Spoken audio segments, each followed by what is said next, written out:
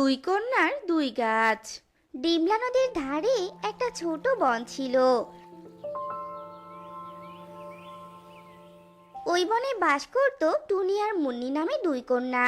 অনাথ দুই কন্যাকে বনের কেউই ভালোবাসতো না, কেননা দুই কন্যা দেখতে বেঁটে ছিল আর ওরা নিচু জাতের পাখি ছিল।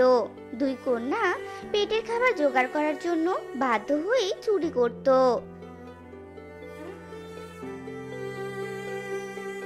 দিদি রে দিদি, এভাবে জল আর ফল খেয়ে কতদিন বাঁচবো আমরা বলতো? এইদিকে বনের কেউই তো আমাদের দিকে ফিরেও তাকায় না, কারো কাছে সাহায্য চাইলেই লাঠি ঝাঁটার বাড়ি খেতে হয়। কি আর করবি রে বোন, বল। আমাদের নিয়তি যে এমন নিষ্ঠুর, বাবা মা কেন যে আমাদের অনাথ করে চলে গেল কে জানে। বাবা মা চলে যাওয়ার পর থেকেই তো এভাবে অবহেলায় না খেয়ে দিন কাটাতে হচ্ছে আমাদের। দিদি, এভাবে পেটে ক্ষুধার জ্বালা সহ্য করে কি লাভ বলো তো? বনবাসীরা যেহেতু আমাদেরকে কোনো কাজ দেয় না, সাহায্য করে না, তাহলে আমরা ওদের খাবারই চুরি করে খাবো। এভাবে আমি আর না খেয়ে থাকতে পারবো না দিদি। কাঁদিস না বোন, কাঁদিস না। ঠিক আছে, আমরা অন্যের খাবার চুরি করে আমাদের খিদের জ্বালা মিটাবো।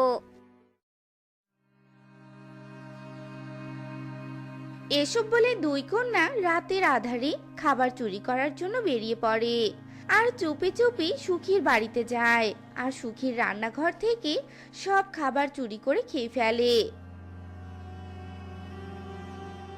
আহ দিদি, কতদিন বাদে এমন সুস্বাদু খাবার খেলাম রে।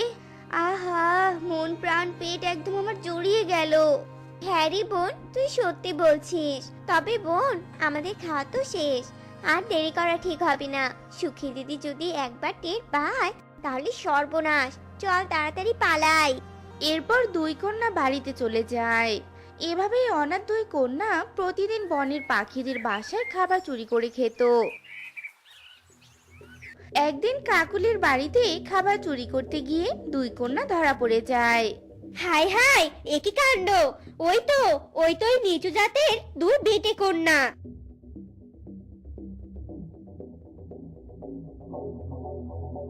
এই মুখপুরি, তোদের সাহস কি করে হলো হ্যাঁ আমার বাড়িতে চুরি করার? না মানে কাকুলি দিদি, আমাদের ঘরে যে খাবার মতো কিছুই নেই, আর তোমরা বনের পাখিরা তো আমাদেরকে একদম সাহায্য করো না, তাই তো পেটের দায়ে আমরা চুরি করে তোমার খাবার খেয়েছি গো। ও বুঝেছি, তার মানে এতদিন যে শুনেছিলাম বনের পাখিদের খাবার চুরি হচ্ছিল, তার মানে তোরাই সেই খাবার চোর, তাই না?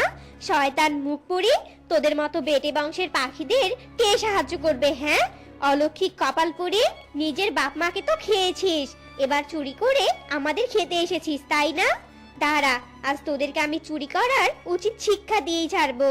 চুরি করার সব তোদের চিরজীবনের জন্য ঘুচে যাবে। এই বলে কাকুলি চুলো থেকে জ্বলন্ত কাঠ তুলে দুই কন্যার ডানা পুড়িয়ে দেয় আর ওদেরকে মেরে তাড়িয়ে দেয়। দুই কন্যা যন্ত্রণায় ছটফট করতে থাকে আর কাঁদতে থাকে। আহ দিদি, আমার ডানা দুটো যে বড্ড জ্বালা পোড়া করছে দিদি।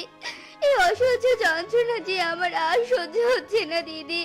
পেটের খাবার জোগাড় করতে এসে তো আমরা আমাদের ডানা দুটো হারিয়ে ফেললাম রে। এখন আমরা উড়বো কি করে? পা দুটো যে বড্ড ব্যথা করছে।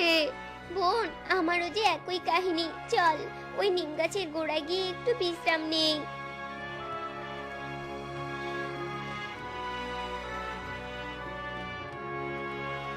এরপর দুই কন্যা নিম গাছের গোড়ায় বসে পড়ে আর দুজনই শরীরের যন্ত্রণায় ছটফট করে কাঁদতে থাকে।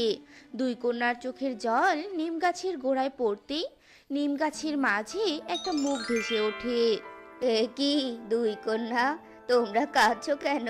তোমাদের কি হয়েছে? কে কে কথা বলে এভাবে? কে এখানে? সামনে এসো। এই যে দুই কন্যা, পিছনে দেখো, আমি গো আমি, বৃদ্ধ নিম গাছ কথা বলছি। এ কি নিম গাছ? তুমি না একটা গাছ, আর গাছ হয়ে কি করে কথা বলছো? আসলে আমি হলাম এক জাদুই সাহায্যকারী নিম গাছ। আমি বিপদগ্রস্ত পাখিদের সাহায্য করি। এখন বলো তো, তোমাদের কি হয়েছে আর তোমাদের শরীর কিভাবে পুড়ে গেল? বৃদ্ধ নিম গাছের কথা শুনে দুই কন্যা তাদের দুঃখের সব কথা খুলে বলে। দুই কন্যার কথা শুনে নিম গাছের অনেক কষ্ট হয়। আরে, তোদের মতো অনাথ দুটো ফুটফুটে কন্যার সাথে পাখিরা এমন করেছে। তবে তোদের আর চিন্তা নেই, আমি তোদেরকে সাহায্য করব। এই বলে নিম গাছ জাদু করে দুই কন্যার পুড়ে যাওয়া ডানা দুটো আগের মতো ভালো করে দেয়। আর জাদু করে দুটো বীজও নিয়ে আসে। বীজ দুটো দুই কন্যাকে দিয়ে বলে, নে দুই কন্যা, এই বীজ দুটো নে। এই বীজ দুটো কোনো সাধারণ বীজ নয়। এই বীজ দুটো থেকে যে গাছ বের হবে, সেই গাছের ফল সোনার ফল হবে, বুঝেছিস? তোরা দুই কন্যা দুই গাছের ফল বিক্রি করেই তোদের জীবিকা নির্বাহ করতে পারবি। তখন আর তোদের চুরি করতে হবে না রে। দুই কন্যা নিম গাছের কথা শুনে অনেক খুশি হয় আর নিম গাছকে ধন্যবাদ জানিয়ে বীজ দুটো নিয়ে বাড়িতে চলে যায়।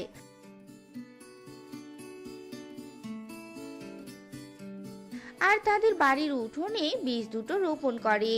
বীজ দুটো রোপণ করার সাথে সাথেই বীজ থেকে দুটো গাছ বেরিয়ে আসে, একটা লেবু গাছ আর একটা বাদাম গাছ।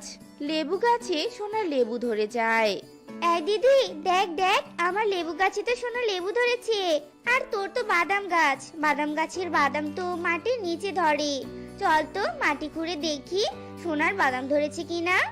এরপর দুই কন্যা বাদাম গাছের গোড়া থেকে মাটি খুঁড়ে আর দেখে সত্যি সত্যি সোনার বাদাম ধরেছে। দিদি দেখ, সত্যি সত্যি সোনার বাদাম ধরেছে রে। দিদি, আজ থেকে আমরা আর কষ্ট পাবো না রে, আমাদের আর অভাব থাকবে না। দুই কন্যা তাদের দুই গাছের এমন সোনার ফসল দেখে ভীষণ খুশি ছিল। দুই কন্যা তাদের দুই গাছের সোনার লেবু আর সোনার বাদাম বিক্রি করে অনেক ধনী হয়ে যায় আর তাদের কোনো কিছুরই অভাব পড়ে না। এভাবে অনেক দিন কেটে যায়।